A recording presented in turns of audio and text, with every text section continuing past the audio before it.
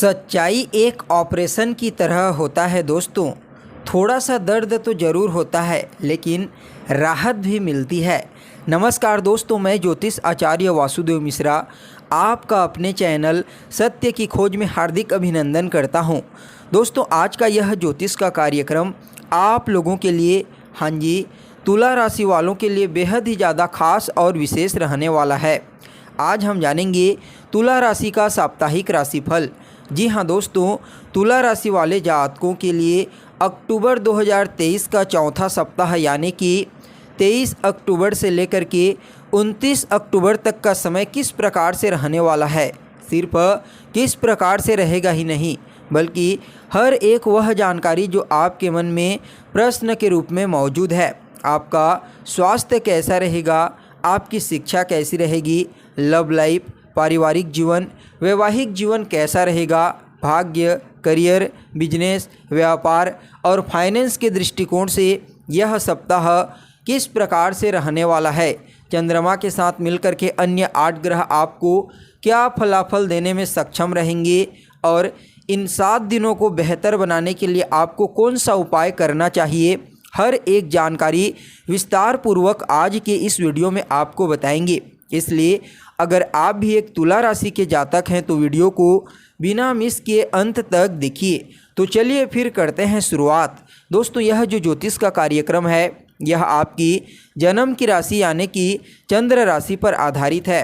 अगर आपको अपनी जन्म की राशि मालूम नहीं है तो आप इसे अपनी प्रचलित नाम राशि के आधार पर समझ सकते हैं। और अगर आप अपनी जन्म कुंडली पर हमसे परामर्श लेना चाहते हैं तो वीडियो के डिस्क्रिप्शन बॉक्स में और वीडियो के अंदर आपको नंबर मिल जाएगा, यहाँ से आप संपर्क करके अपनी जन्म कुंडली पर विस्तार पूर्वक परामर्श ले सकते हैं। तो दोस्तों देखिए, जो साप्ताहिक राशिफल होता है वह मुख्य रूप से चंद्रमा के गोचर पर आधारित होता है। इसलिए इस सप्ताह चंद्रमा की गोचरीय स्थिति का आपको ज्ञान होना आवश्यक है। तो दोस्तों देखिए, चंद्रमा शुरुआती दिनों में चतुर्थ भाव में गोचर करेंगे, मध्य में, पंचम में और अंत के दिनों में सप्तम भाव में गोचर करेंगे।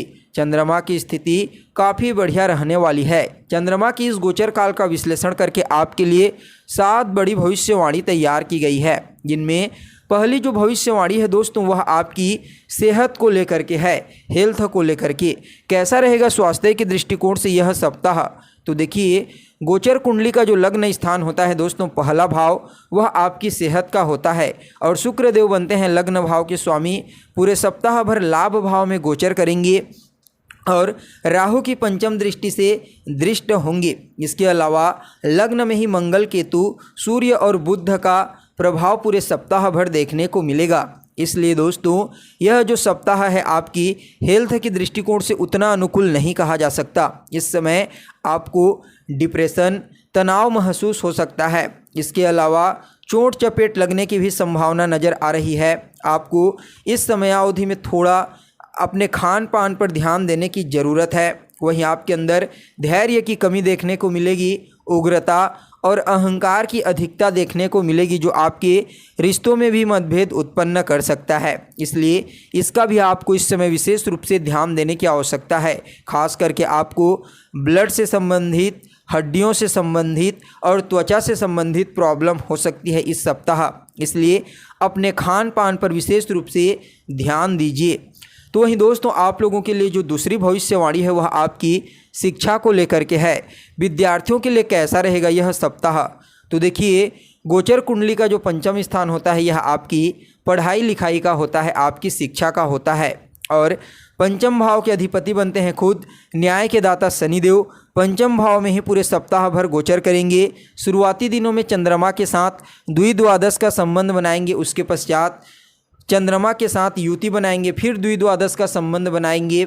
लेकिन यह जो समय है आपके शिक्षा के दृष्टिकोण से अच्छा रहेगा, क्योंकि शनि की स्थिति काफ़ी अनुकूल नज़र आ रही है। हालांकि थोड़ा सा मन डाइवर्ट हो सकता है इधर उधर की चीज़ों में, लेकिन अगर आप अपने मन को अपने कंट्रोल में रखते हैं तो निश्चित रूप से यह जो समय है आपके शिक्षा के लिए काफ़ी बढ़िया कहा जा सकता है। इस समय आपको शिक्षा के क्षेत्र में हर तरह की सफलता की प्राप्ति होने का योग बना हुआ है, यानी कि सिर्फ विद्यार्थियों के लिए यह सप्ताह अनुकूल नज़र आ रहा है। तो वहीं दोस्तों आप लोगों के लिए जो अगली तीसरी भविष्यवाणी है वह आपके लव लाइफ को लेकर के है। लव लाइफ के दृष्टिकोण से कैसा रहेगा यह सप्ताह, तो देखिए पंचम भाव ही होता है गोचर कुंडली का आपकी लव लाइफ का, और पंचम भाव के अधिपति बनते हैं शनिदेव। शनिदेव गोचर करेंगे पंचम भाव में ही पूरे सप्ताह भर। चंद्रमा के साथ इनका संबंध द्विद्वादश का बनेगा, उतना अनुकूल नहीं है। लग्न में ही मंगल, केतु और सूर्य का प्रभाव देखने को मिलेगा, जिसकी वजह से आपके अंदर उग्रता, अहंकार और क्रोध देखने को मिलेगा, जो आपके रिलेशनशिप में दरार का कारण बन सकता है।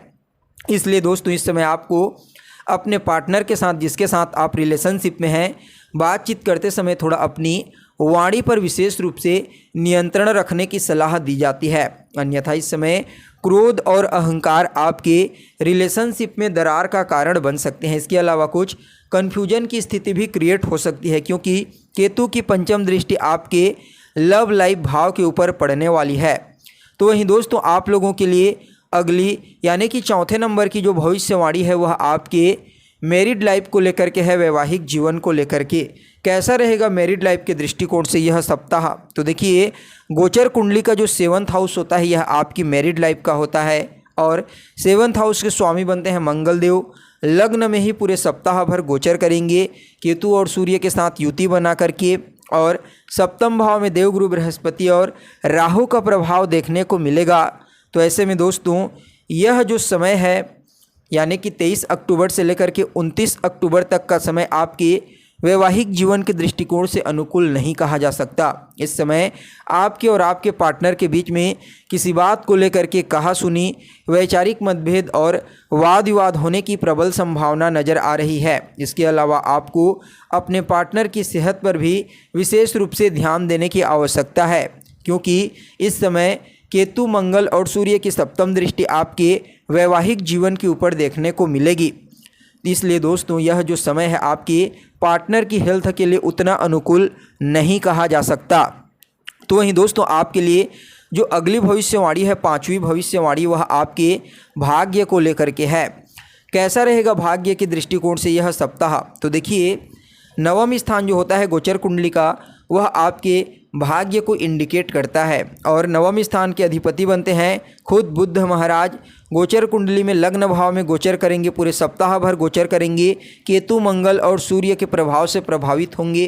तो ऐसे में भाग्य का साथ तो मिलेगा, लेकिन कुछ रोड़े अटकेंगे, क्योंकि केतु का प्रभाव भी यहाँ पर आपके भाग्य भाव के ऊपर देखने को मिलेगा। केतु महाराज अपनी नवम दृष्टि से आपके भाग्य भाव को दृष्टिगोचर करेंगे, इसलिए कुछ न कुछ समस्या अवश्य अपने भाग्य में देखने को मिलेगी। कुछ नया करना चाहते हैं, कुछ बड़ा करना चाहते हैं, तो उसके लिए यह समय उतना अनुकूल नहीं कहा जा सकता। इस समय मेहनत करेंगे फिर भी आपको मेहनत के अनुरूप परिणाम की प्राप्ति नहीं होगी, क्योंकि यहाँ पर केतु का प्रभाव पूर्ण रूप से आपके भाग्य के ऊपर देखने को मिल रहा है। इसलिए दोस्तों यह जो समय है थोड़ा ठहराव का समय है, स्थिर हो जाइए और हर चीज़ को अच्छे से विश्लेषण करने का प्रयास कीजिए, उसके बाद ही किसी योजना में कार्य कीजिए, आपको लाभ की प्राप्ति होगी। घर परिवार के लोगों का भी सपोर्ट उतना आपको इस समय देखने को नहीं मिलेगा। पिता के साथ संबंधों में भी कमजोरी हो सकती है।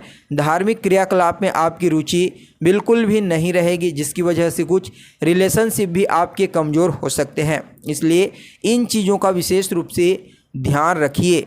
तो वहीं दोस्तों आप लोगों के लिए जो छठी भविष्यवाणी है वह आपके करियर को लेकर के है।